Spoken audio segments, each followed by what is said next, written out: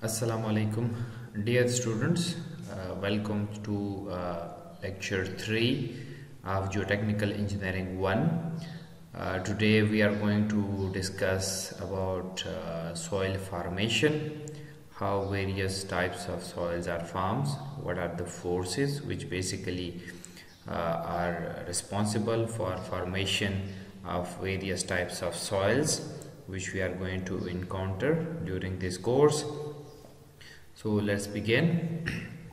First, we'll have to discuss the historical perspective of soils.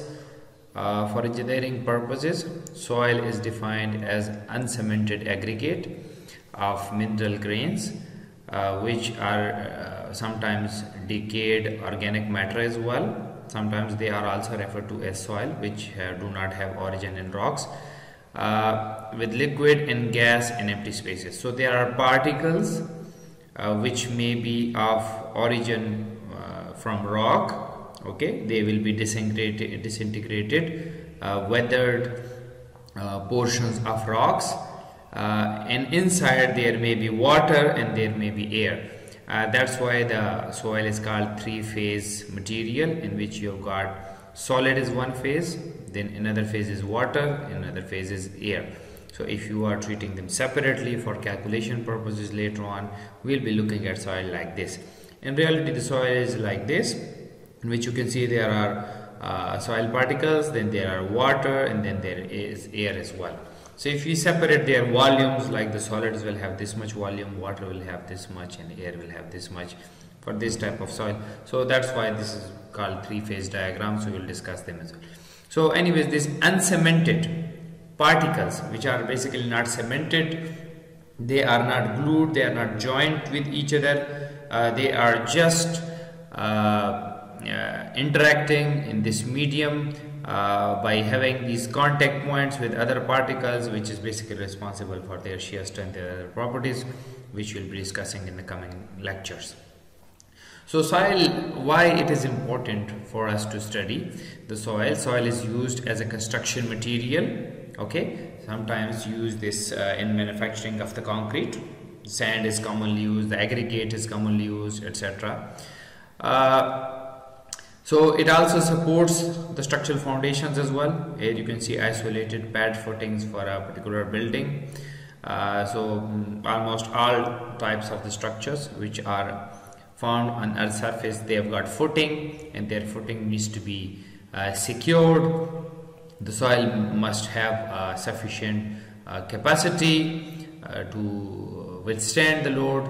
So that is basically coming from soil. Also, the soil is used for other purposes like engineered slopes as well. Here you can see this is engineered slope. Slope stability is also a very important part of geotechnical engineering. So in this also the study of soil mechanics is also very important. So commonly in most of civil engineering projects, the soil plays a very vital role. So that's why it is very important to study its properties. So to better understand the soil properties, it is very vital that we know its origin, from where it came, how from which parent rock it is originated, its grain size distribution, what is the grain sizes in a particular soil, there are larger particles in it, there are smaller particles in it, or there are mix of particles in a particular soil. This information is also very important. Also, the soil ability to drain water is very important in some projects as well. Like in case of dams, you will be coming across the seepage problem as well. In case of designing of well, you will have to basically make sure that the strata in which you are designing a well, it has a aquifer, etc. So also drainability of water is very important in that case. Its compressibility is also very important when you construct a building or any road or any other infrastructure project, bridge, etc. on a soil. You will be concerned with compressibility, with the settlement behavior of a soil. You would not want it to settle or excessively settle after the structure is being completed. So this is also very important. The shear strength and load bearing capacity of soil is also very important. The soil should have sufficient shear strength. Shear is basically ability of two body to resist the load in shear. We will be discussing more about shear in the coming lectures, hopefully. And the ability to withstand the loads which is being applied by the building safely. So these properties are very, very important. So for this purpose, we study soil mechanics.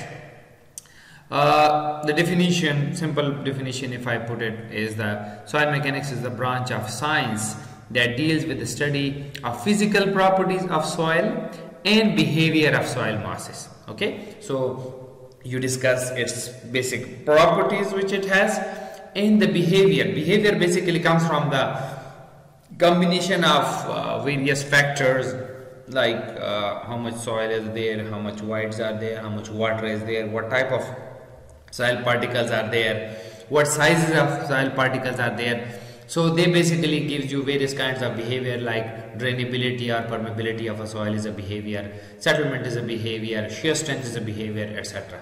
So when it is subjected to various types of forces or conditions, its response is basically the soil behavior. Okay. So soil engineering is the application of principles of soil mechanics to a practical problem to understand those soil properties and the behavior of the soil. So this is what the soil mechanics is. Then why we study it as a geotechnical engineering? Okay, initially the name was given as soil mechanics in 1940s when Carl Tarzai initially presented the idea of pore pressure coefficient A and B, and they started treating soil as a separate material. From that time they called it soil mechanics. But later on, because they realized that we not only build or construct using soils, but we also use rocks as well. So it is be unfair to call them as soil because rocks are cemented materials. Their behavior is different from soil. So that's why we call them geotechnical engineering, which is basically application of principles of soil mechanics and rock mechanics. Okay, so additional term you can see over here, rock mechanics, to the design of foundation, retaining structures, and earth retaining structures, etc. Earth retaining structures are retaining walls, etc., which we will discuss inshallah in the geotechnical design course. So inclusion of rock in this definition basically makes it a geotechnical engineering. So geotechnical engineering is basically study an application of principles of soil mechanics and rock mechanics combined. Okay, or applications of principles of engineering mechanics to soil and rock. Okay, you can have both definitions over here, both are correct. So that's why we call it, later on we started calling it geotechnical engineering, and that's why your subject is not soil mechanics but geotechnical engineering over here. So nowadays the modern name of soil mechanics is now geotechnical engineering, which is basically the study of both soils and rocks for engineering purposes. Now, as I discussed earlier, the soils originate from rocks. Okay, rocks are their parent materials. There are various actions like chemical and mechanical weathering through which those rocks are disintegrated and turned into soil. Okay, so during the planning, design and construction of foundations, embankments and earth retaining structures. Okay, foundation, you know, the building foundations, you have commonly seen them. Embankments are raised portions of soils. Okay, just like you see Peshawar Islamabad motorway, it's made on embankment. They've just put some soil and then constructed road on top of that. Also you see dams are also called embankment. The soil which is basically put in the place of path of water, it is basically called embankment. The raised portion of ground constructed using soil is called embankment. It is also used in earth retaining structures. Okay, earth retaining structures are your retaining walls. The retaining structures you see near the flyovers, etc. They erect a vertical wall and they fill the soil behind it. This is called retaining wall. It retains the soil behind it. So it's called soil, or earth retaining structures. So during planning and design of these structures, engineers find it helpful to know the origin of the soil deposit over which the foundation is to be constructed, because each soil deposit has its own unique physical attributes or properties. Okay, and you would want to build on a good soil. Always you would want the right type of properties to be present over there, which we will discuss inshallah in the design course or the geotechnical engineering too, that what are those physical properties. So that's why you want to know the origin of that soil, because if you know the origin of that soil, then you will be able to aim for the right amount of soil properties to design that structure safely. Okay, you require certain amount of strength, certain amount of compressibility resistance, certain amount of permeability resistance or ability to drain water. That is sometimes very important. So that's why you would want to know the origin, because it depends on the origin of the soil, the various physical properties of the soil.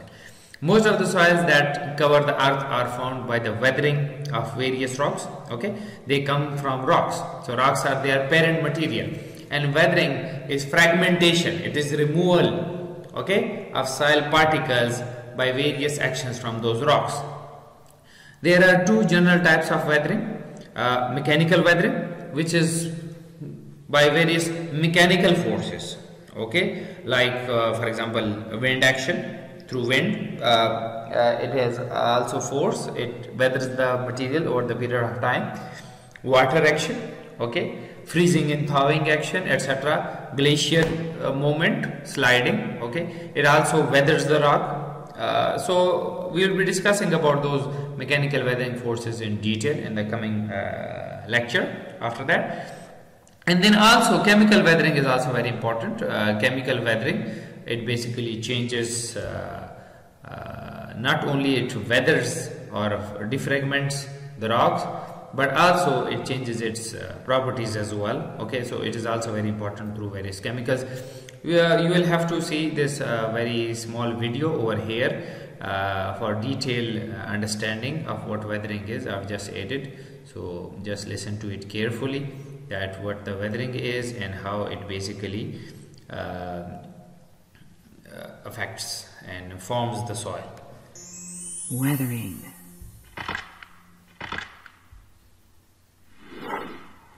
This rock is smaller, but it looks like the same type of rock as this mountain. Weathering happens over time. It's a process. Weathering can break large rocks into small rocks.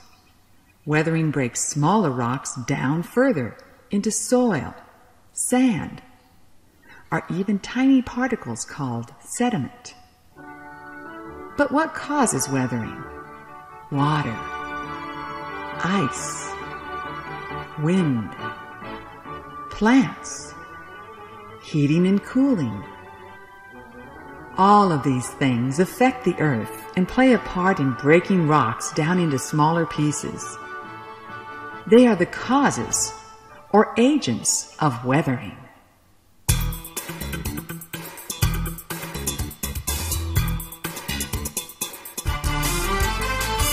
Water. Some of these agents can cause change physically. That is, just by the force of contacting the rock. Water, in all its forms, is the most powerful agent. The physical force of water and ice can break rocks and wear away their surfaces. When water freezes in cracks in rocks, it expands. It gets bigger. The force of expanding water is so great it can actually split rock apart. You might have discovered this yourself if you've ever frozen a water bottle to take to school. That bottle is full of water, all the way to the top. It's standing nicely in the freezer. You think, I can put it on my desk tomorrow and let it melt. I'll have cold water all day long. The next morning, though,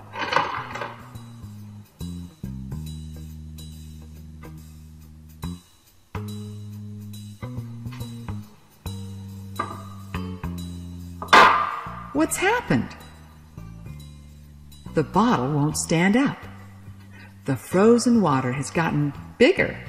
It has expanded and pushed out the bottom of the bottle. It's no longer flat.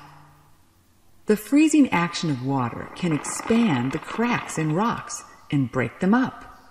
The flowing action of water can weather rock too. It slowly wears the surface of rocks away. This stream bottom has been worn smooth.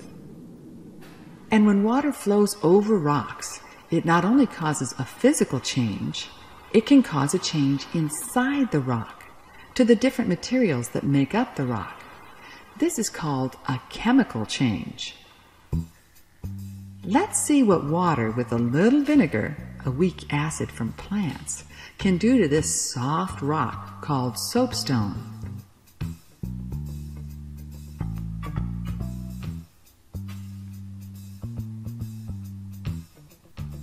After just a few minutes, you can begin to see particles in the water. Let's wait just a little longer.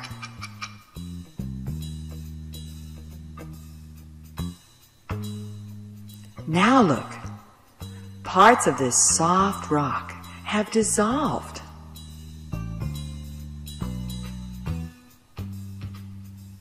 Why did some of the rock wash away here and some of it stay there? Water caused a chemical change. It was able to dissolve some of the material in the rock, while other parts did not dissolve. We saw how water can get into cracks in rocks, freeze, expand, and break rocks down. The same thing can happen with plants.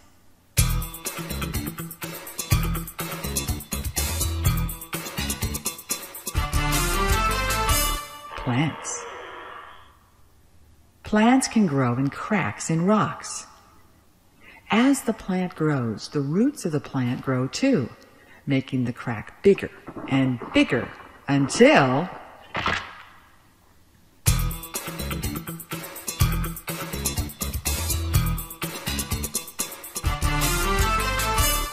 wind. This landform in Utah may have been smooth at one time. Desert winds carrying sand have weathered this surface. These workmen are getting ready to paint this truck. They're using this machine that blows air and sand to blast away the old paint. It's called a sandblaster. Look what sand and wind can do to a soft surface like wood in just a few minutes.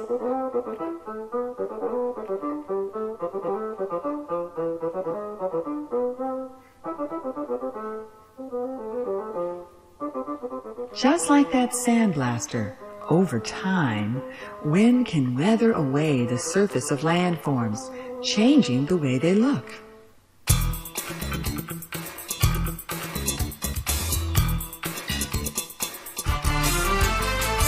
Temperature.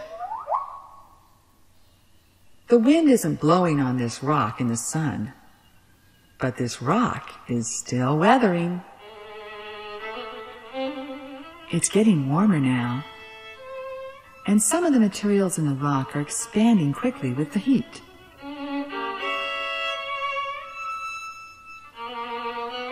Other materials in the same rock are expanding slowly. When the sun goes down, they'll contract or get smaller at different speeds too. This expansion and contraction is all smaller than we can see with our own eyes, but over time, it is enough to slowly break the rock down. So temperature changes can also cause weathering. But after weathering breaks up rock, what happens to it?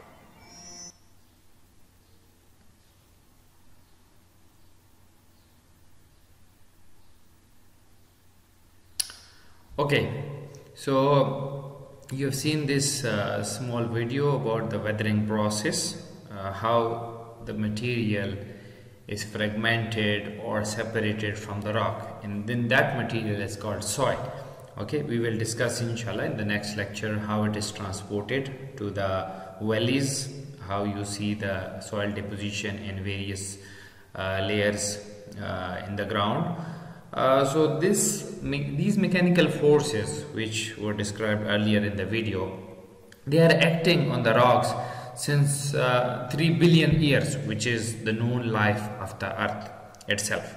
So you may see that if they were putting rock in a vinegar, which is a weak acid, it fragmented small portion of that rock. Okay, but that was in few minutes. So if you look at few billion years, okay, then in that case the fragmentation or the weathering process would have taken a lot of time and would have produced a lot of soil, which you can see in the valleys of the mountain, okay, where usually it is deposited. So we will discuss about the deposition process in the next class. So coming to the mechanical weathering, as you saw earlier, is a weathering process of rocks in which rocks are broken into a smaller pieces by physical forces, including running water, wind, ocean waves, glacier ice. When it is coming down, it takes a lot pieces or chunks of soil with it and from the rock. Frost and expansion, contraction caused by the gain in loss of the heat, or expansion or contraction of rocks by changes in temperature. Okay, so you saw all those forces which were described earlier, how the water can get into cracks of a rock, freeze it, and upon freezing, you saw the example of the bottle that the water expands, deepens the cracks, then cracks are again filled with water. Again, when they freezes, the rocks are broken into pieces. Okay, and similarly you see the chemical weathering of above rock. You can see over here the chemical weathering usually produces the byproduct or the soil with a very brighter colors, like over here you can see the reddish color. Okay, other example of chemical weathering is like iron, which is also a rock, it's an ore. You see when it gets corroded, it is basically converted from iron into iron oxide or ferrous oxide, and it's red in color. Okay, so usually it produces oxides which are typically red in color, which you can see over here. And rain weathering you can see over here. Okay, the rain flowing through these rocks, which is basically producing this gray kind of residue, and chemical weathering causing some red kind of behavior over here. You can see over here. So you can basically identify the type of weathering as well by looking at the color and the pattern in which it has formed the soil or it has weathered the rock. Okay, so here is another example of chemical weathering. Now, chemical weathering is a process of chemical decomposition of original rock. In this case, contrary to mechanical weathering, not only the rock is broken into small pieces, but its chemical composition is also changed as well. Okay, so in chemical weathering, the original material may be changed to something entirely different. Okay, just like I give you the example of iron, ferrous. Okay, it is changed to ferrous oxide. So chemically ferrous oxide is different than ferrous. Other example is chemical weathering of feldspar. Okay, it's a rock, but if it is chemically weathered, it produces clay mineral. Okay, it produces clay soil. So khawra, as we refer to it. Okay, there is a one sand which is sugar, and then there is khawra, which is basically clay mineral. Most of the rock weathering is a combination of usually the mechanical and chemical weathering both happening at the same time. So here is example of chemical weathering. You can see a chemical being taking away the portions out from this rock. You can see it is seeping in. It will dissolve some part and to leave some part, because this soil is not made of one chemical, one ore or one type of material, but different types of material. So the one which quickly decomposes, they decomposes first, leaving those holes you can see over here, and the ones which are being left, they takes a lot of time on decomposition. That's why you got this honeycomb like structure. Okay, So you can visually see it as well, as I show you in previous image. This is the chemical weathering with rainwater, with reaction with oxygen. You can see over here, as I showed you earlier as well, it produces reddish kind of soils. You can see reaction with the oxygen or oxidation. Reaction with acid causes large holes, like you can see over here in this one as well. Okay, and reaction with organisms also, the microorganisms decomposes parts of the rocks as well, especially with the rocks with the organic matter, and it basically forms those tiny holes in those rocks, which you can see over here being shown. So once the rock has been weathered, fragments have been removed, then it comes to deposition. Okay, sometimes they are deposited near the origin where they are formed. Okay, so this is called basically residual soil. Okay, where you have bedrock and the soil is residing at the same place. Okay, so here you can see the soil has been weathered from this rock and been deposited in the same place. So this is called residual soil. Okay, sometimes the soil is transported by physical process to other places, and this results in soil being deposited in other location from where they are found, and in this case they are called transported soil. Okay, like in Peshawar there is no rock, you see clearly, but Peshawar is in the valley and we have mountains all around us. Okay, over the billions of years of life of the earth, those materials have been weathered from those mountains and deposited in the valleys. Okay, one of the students who asked me a question earlier after the lecture number 2, that if the soil is basically fragment of a rock, then why don't we see soils in the hilly area? Because it has been transported.